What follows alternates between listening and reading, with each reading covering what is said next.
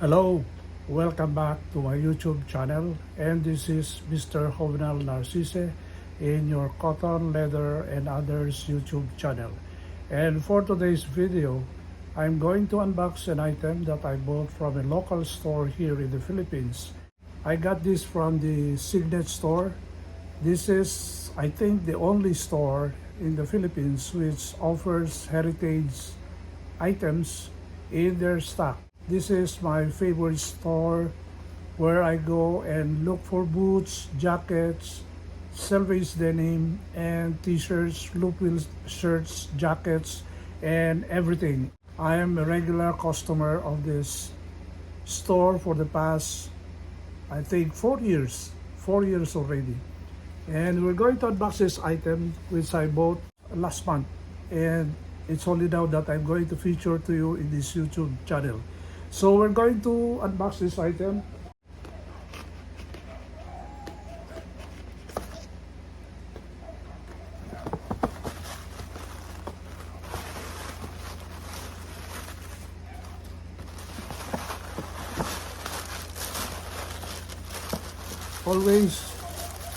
It is always the case that all the items there are properly packed in this thin kind of paper with the Signet logo. So we're going to tear down the Signet logo and find out what is wrapped in this fine paper.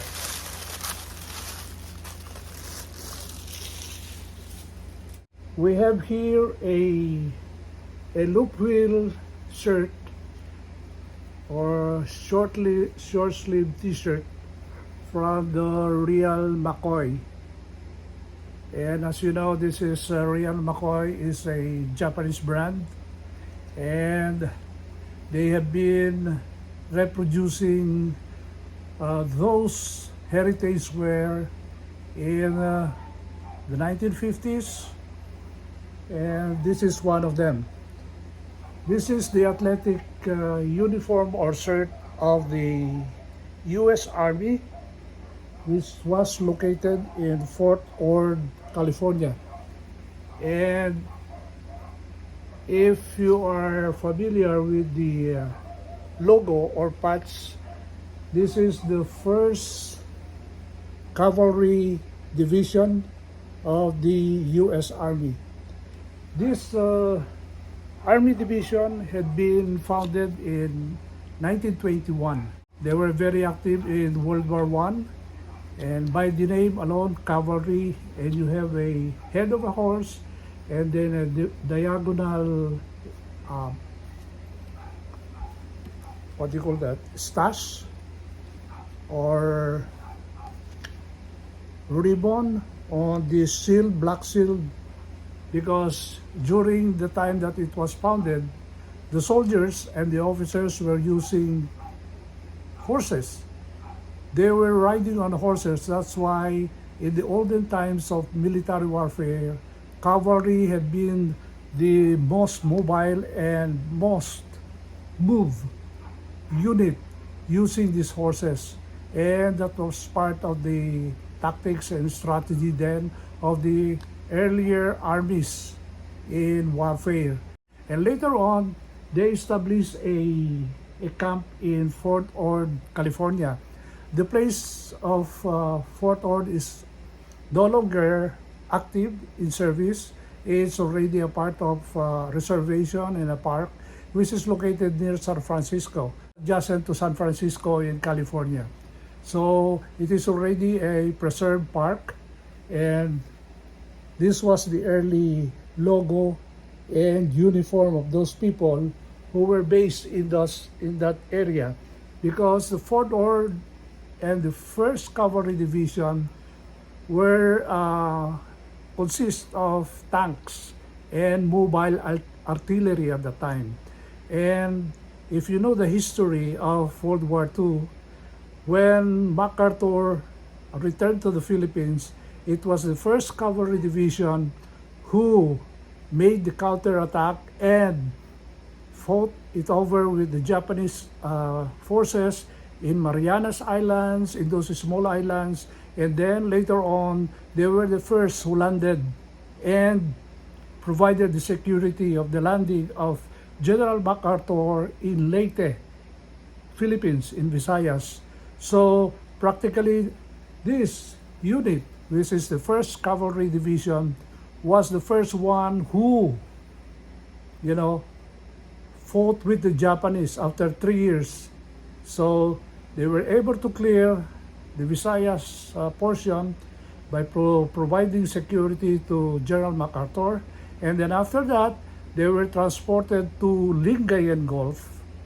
And from Lingayen Gulf, they went down to Manila, going south, and they were the ones who fought with, you know, with the Japanese in freeing Manila at the time. And they were able to secure, if you remember UST, they were able to free and those prisoners of wars, and they were able to secure Metro Manila.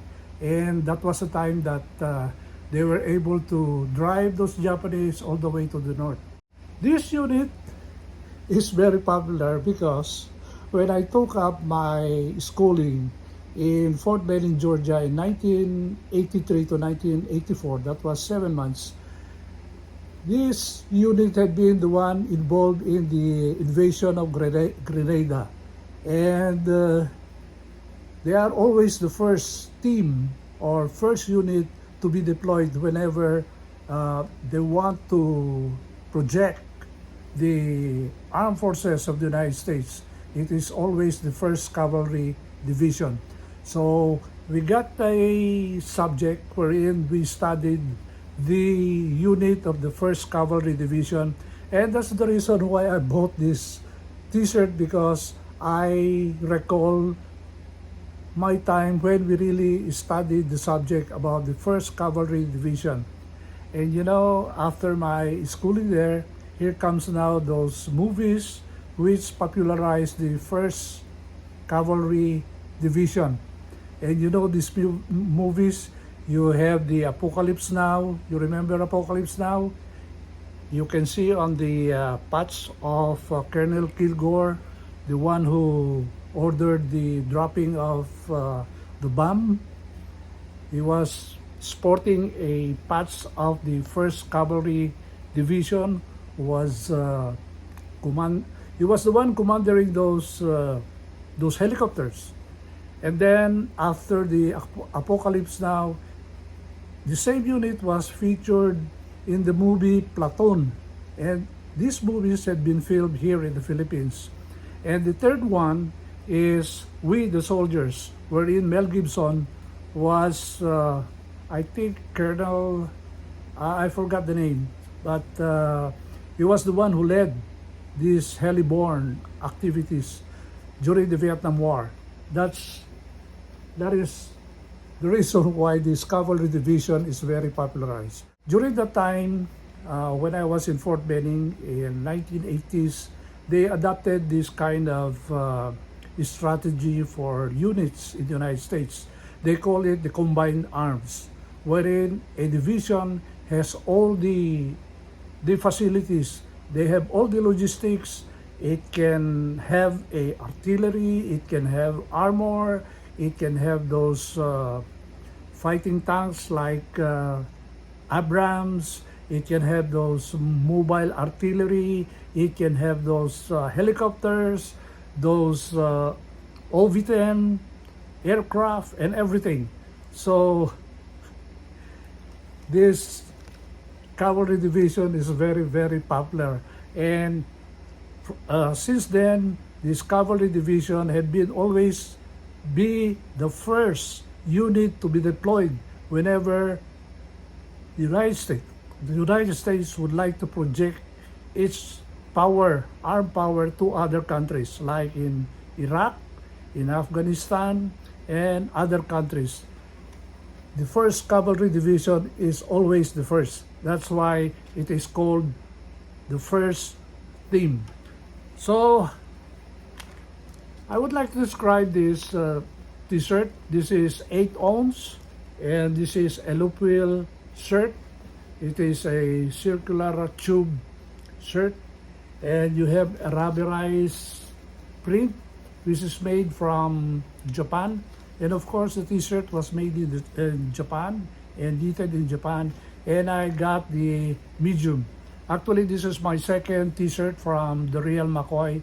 The first one is the one with the logo on the left side, and I really like the texture and the comfort being given to my body while using this kind of Loopwheel t-shirt. 8 ounce, this is medium, this is 5,000 something, 800. This is really good. And it says about, the history of this logo. So we'll go now to the fitting of this Loopwheel t-shirt.